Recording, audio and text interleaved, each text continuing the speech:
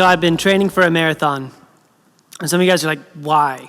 And my spiritual reason is for bragging rights in my home because Jen's already ran a full marathon. So I just want to be at her level.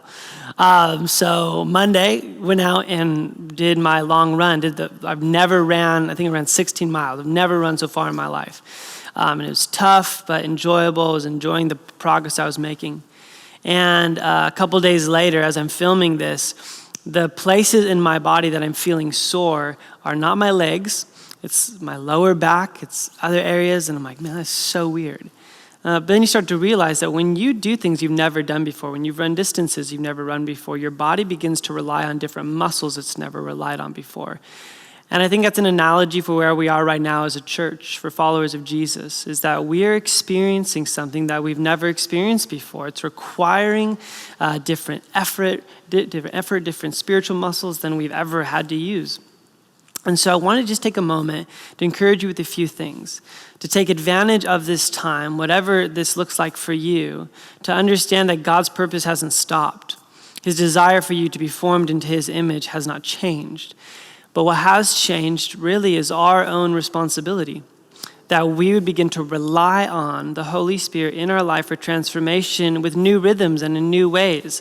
So rather than just coming on a Sunday, maybe attending an open table, there needs to be a sense as your own person or as your own family to begin to start saying, we need to start setting new rhythms in our life. And so I would encourage you to do that. Just a couple practical things we wanted to encourage you with. Number one, we want to invite you on a 21-day journey of reading the Bible. Why 21 days? Well, because it takes 21 days to make a habit. And so we want to start to begin to have new habits and new rhythms in this time because we know with all this time at home, with everything changing, even the stress and the uncertainty, there can be a propensity to want to lean into negative habits or other things to medicate or just to take our mind off of it. And again, a good Netflix kind of hang is fine, but what if we said, okay, the next 21 days, we're going to make a habit of spending time with Jesus every day through his word. And the second thing is this.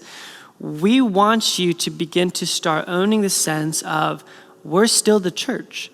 So we are light and salt to the world around us. And one thing we're realizing is that through this time, we're going to have dozens and dozens of stories of you guys being the hands and feet of Jesus in your neighborhoods and in your cities in creative ways, because that's what it's requiring of us right now. And we don't want that to just disappear. We want to hear those stories. And so here's what I'm going to ask you to do.